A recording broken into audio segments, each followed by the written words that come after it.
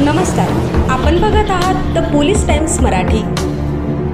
पुणे जिल्ह्यातील नसरापूर येथे 3.5 वर्षाच्या चिमुकलीवर अत्याचार करून तिची निर्घृण हत्या करणाऱ्या भीमराव कांबळे याला न्यायालयाने फाशीची शिक्षा सुनावली आहे।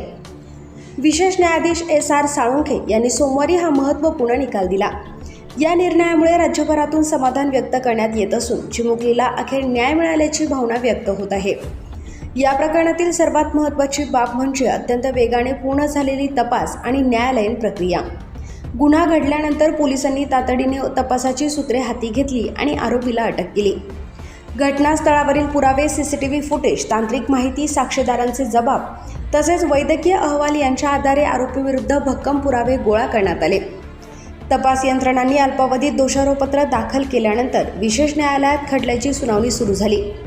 अवघ्या 2 महिन्यांच्या कालावधीत हा खटला निकाली निघाला असून न्यायालयाने 137 पानी सविस्तर निकालपत्र दिले आहे।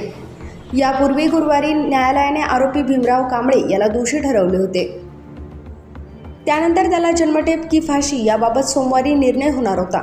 शिक्षेबाबत दोन्ही पक्षांचे युक्तिवाद ऐकल्यानंतर न्यायालयाने अंतिम निर्णय तयार केला। सरकार पक्षाने न्यायालयात मांडलेल्या बाजूनुसार आरोपीने नियोजनपूर्वक चिमुकलीचे अपहरण केले, तिच्यावर अत्याचार केला आणि पुरावे नष्ट करण्याच्या उद्देशाने तिची हत्या केली।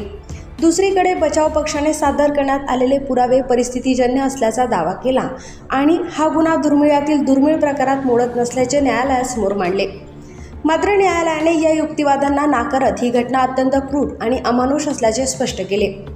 न्यायालयाने आपल्या निरीक्षणात नमूद केले की नसरापूर येथील ही घटना दुर्मिळातील दुर्मिळ स्वरूपाची आहे।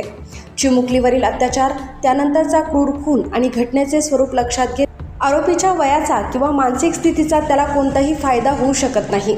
शिक्षेचा निकाल देताना न्यायालयाने सांगितले की देशातील अशा स्वरूपाच्या पूर्वीच्या खटल्यातील निर्णयांचा आधार घेण्यात आला आहे।